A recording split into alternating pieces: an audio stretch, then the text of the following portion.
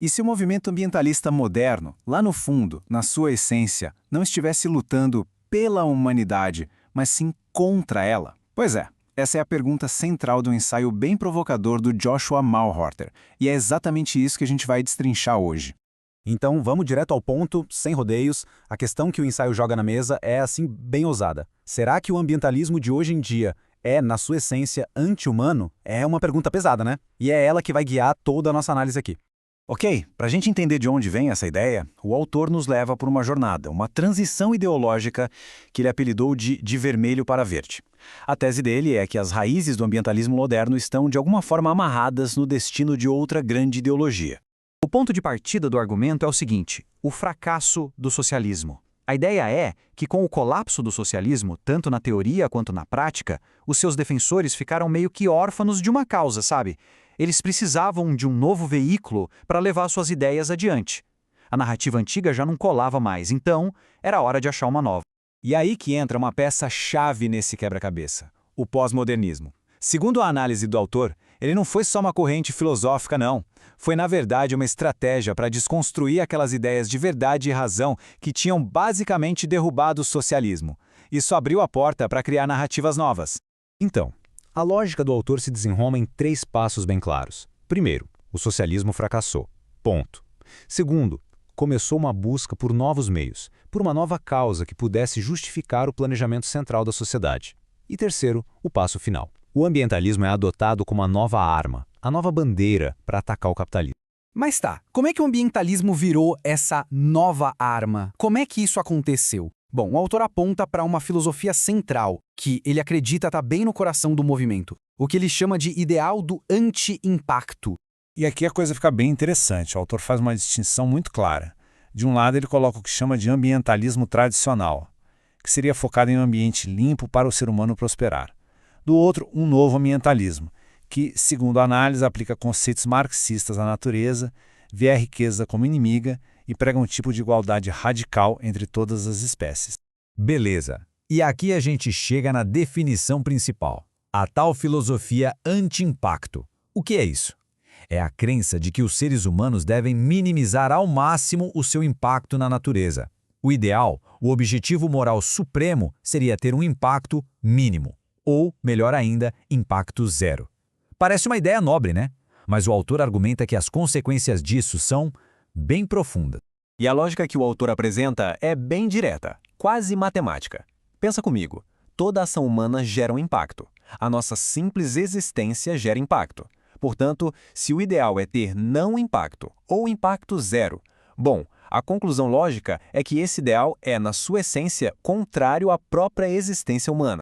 Ok, mas se a lógica leva a essa conclusão tão radical, onde é que estão as evidências disso? O autor argumenta que as provas aparecem quando essa filosofia do anti-impacto é levada até a sua conclusão lógica. E é isso que a gente vai ver agora. A pergunta que fica no ar é: o que acontece quando essa filosofia do anti-impacto é levada ao extremo? Qual é a conclusão lógica disso? Para onde essa estrada leva se a gente seguir nela até o fim? Para ilustrar esse ponto, o autor traz umas citações bem fortes. A primeira é do biólogo David M. Graeber. Presta atenção.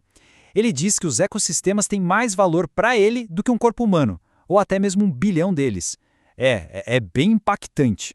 Aí tem essa outra que é ainda mais direta, de Jacques Cousteau, lá de 1994. Ele diz que, para estabilizar a população mundial, a gente precisaria eliminar 350 mil pessoas por dia. O autor usa isso para mostrar a conclusão drástica sobre controle populacional que pode surgir dessa linha de pensamento. E para fechar essa série tem essa declaração do príncipe Philip. Ele confessa que se sente tentado a pedir para reencarnar como um vírus particularmente letal. É mais um exemplo que o autor usa para mostrar como esse sentimento, que ele chama de anti-humano, pode se manifestar de formas bem chocantes. Então, para o autor, o ponto aqui é muito claro. Essas declarações não são só umas opiniões extremas, isoladas de pessoas aleatórias. Ele argumenta que elas são, na verdade, a expressão mais honesta de uma estrutura de valores que, lá no fundo, é abertamente anti-humana. Certo. Então, se a filosofia por trás é essa, qual seria o objetivo político? Para onde tudo isso aponta? A análise argumenta que essa visão de mundo leva direto para uma conclusão bem específica, a necessidade de um planejamento central. A tese aqui é que a culpa vira uma ferramenta de poder. Como assim? A ideia é que, ao convencer as pessoas de que a sua própria existência é um problema, que ela é prejudicial para o planeta, elas ficam muito mais dispostas a abrir mão da liberdade e aceitar que especialistas controlem e gerenciem a sociedade. E essa citação do Bill McKibben, que o autor usa, ilustra perfeitamente o que esse planejamento significaria na prática. Ele calcula uma cota de carbono por pessoa e essa cota mal daria para manter uma geladeira funcionando. Esquece computador, TV, fogão, lava-louças, esquece até as lâmpadas. O autor usa isso para pintar um quadro de um mundo com um racionamento radical, onde o básico do dia a dia vira um luxo. E aqui o autor amarra tudo e chega na sua conclusão final. Ele faz um paralelo e diz que todo socialista é um ditador disfarçado. E aí ele acrescenta, todo ambientalista do anti-impacto também é um ditador em potencial. É uma afirmação bem forte, que conecta essa filosofia diretamente com uma forma de autoritarismo. Então, só para a gente amarrar tudo, vamos revisar rapidinho a estrutura do argumento que a gente viu. A premissa, o ambientalismo moderno surge das cinzas do socialismo. O conceito central, a filosofia do anti-impacto. A conclusão lógica, esse ideal é inerentemente anti-humano. E o objetivo político, implementar o planejamento central. E tudo isso nos leva à questão final que a análise deixa no ar. Uma pergunta que vai direto ao ponto, ao coração do debate.